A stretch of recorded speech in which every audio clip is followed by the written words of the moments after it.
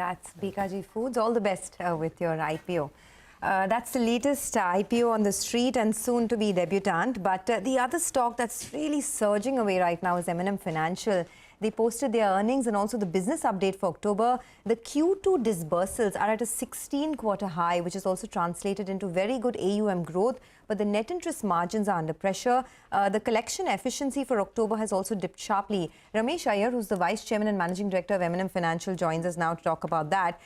Mr. Iyer, thanks for joining in and congratulations on a strong set of numbers. Of course, the gross NPA ratio has deteriorated. I'll come to that in a bit. But before that, I just wanted to ask you a little bit about the disbursements itself. It grew very rapidly in October, but the collection efficiency has dipped. Can you tell us the reason for that and what would be the full year target? Would you want to change it? So, yes, disbursements are extremely robust. I don't know from where you get this. The collection efficiencies are substantially dipped. Maybe you're comparing it to September number. If you look at October over October, it's remained where it was. And you will see the crop money come in between November, December, and this quarter should also see similar collection efficiencies, and we don't have a problem on that front. Overall, we are very happy with the way the rural market has been performing, both in terms of demand for product as well as for the collections and collection efficiency, leading to improvement in our NPA quarter over quarter. So, Mr. Iyer, you know, there's a chart on the screen, right? We're comparing the collection efficiency, which was 91% in October. Even if you look at the last 4 months, I mean, on an average, you've done collection efficiencies of in excess of 97%. So that's the comparison, and hence that big dip is what I was referring to. Right? When it's a festival month, it's always people want to use their money for their immediate requirement. And that's why I said that if you look at the quarter, this will be able to cover it up very easily. And, you know, typically what happens is these are all, you know, you have to go to the customer, collect, customer comes to the branch and makes payment, etc. And you have 6 or 7 holidays between Dussehra, Diwali combined that get accumulated and starts to come in the month of November. Okay. So if the festivals get spread over 2 months, you will see a very different number. If they come in the same month, you'll see a different number. Okay. All right. Hi, Mr. Iyer. First of all, congratulations. A pretty good set of numbers is what you've reported, and the street likes it. But they'll want to know what's the trajectory going ahead. On disbursements, October is very good, more than 5,000 crores odd. What is the run rate you're looking at maintaining? For quarter 2, it was around 3,500 odd. So what is the disbursement run rate that we're looking at? And also on NIMs. Now, the cost of borrowing is going up. The yields as well had come down a little bit. So steady state NIMs, should you be maintaining in that vicinity of around 7.5%? So clearly NIMs has 2 angles to this. One, we have gone for a little high-end customers as well in the rural market that helps stabilize our NPA even going forward. And they come at a little lower yield. And therefore product mix does cause some yield dip, but that should be more than compensated as we go along, both from cost of operation as well as from the NPA that these portfolios will expect to provide. As far as the cost of borrowing is concerned, undoubtedly they have gone up. Plus, we are also holding some additional funds considering the liquidity situation, and there is a holding cost that's happening to that as well. We have started moving up our rates on the lending side, and they will catch up with a lag. And therefore, if you look at the next 2 quarters, you'll start seeing NIMs improvement on the portfolio where the rate increase is beginning to happen. We are confident that the NIMs would be maintained over period, but it will have this little dip caused by the holding cost that we will have on the excess liquidity that we are carrying, which over a period as things starts to improve, we will also change. So, Mr. Iyer, NIMs at 7.5%, right? And monthly disbursements should be what? 5,000 crores, 5,000 crores?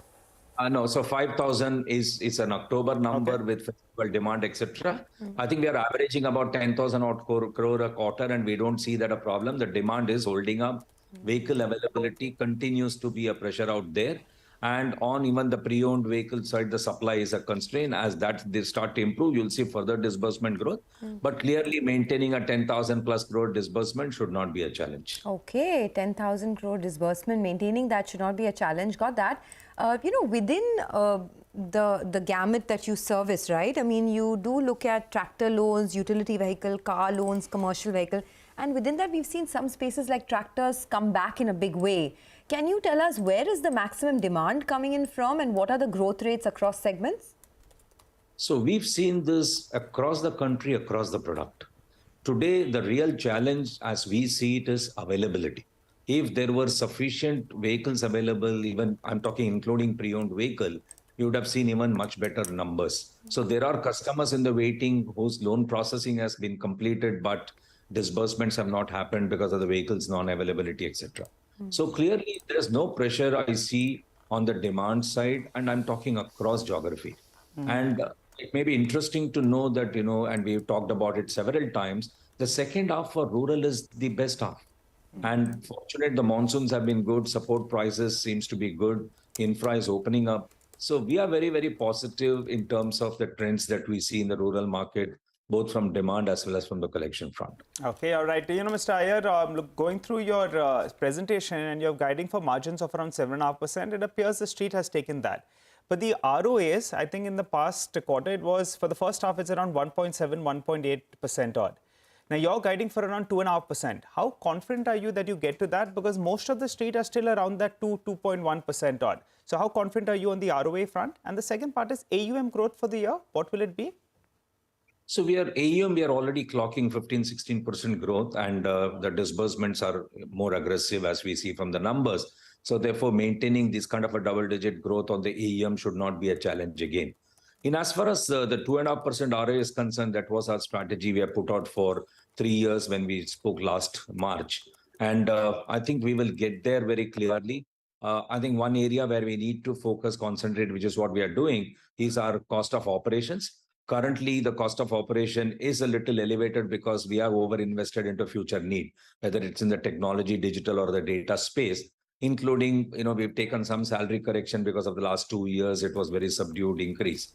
So that's all done. Now, if with the same cost, if we produce more, which is what the trend is, I think you will start seeing even correction to the overheads beginning to happen. And that's the time you will see more clear visibility of our moving towards the 2.5%. Okay, a slightly longer term question, Mr. Iyer, since you have your ear to the ground as far as the commercial vehicle, the tractor industry is concerned, at what stage of this upcycle are we in right now? See, in tractors, I'm just beginning to see the contracting segment buying. What we saw in the past is the farm segment buying. I think we are seeing the contracting segment buying. I am very hopeful that this will continue for a little longer. In as far as commercial vehicle is concerned, one trend that we are seeing is less than 5 truck owners are still not coming out to buy, because one is the asset cost is definitely very high, but along with that, the freight rates or that's not gone up substantially to accommodate for the cost, and therefore less than 5 vehicle owners are still not there. It's largely the 10 plus the fleet operators who are buying more. So until such time we don't see that segment of buyers come in, it's difficult to kind of say how long, but the fleet operator acquisition is very high. All right. Mr. Iyer, thank you very much. Good speaking with you. Appreciate you joining us on the channel today with all that detail. The market, by the way, is down about, 20 points, which is remarkable given the global backdrop. But we've had these kind of remarkable days in the past.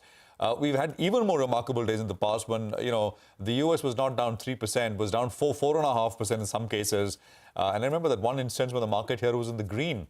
This is in line with that.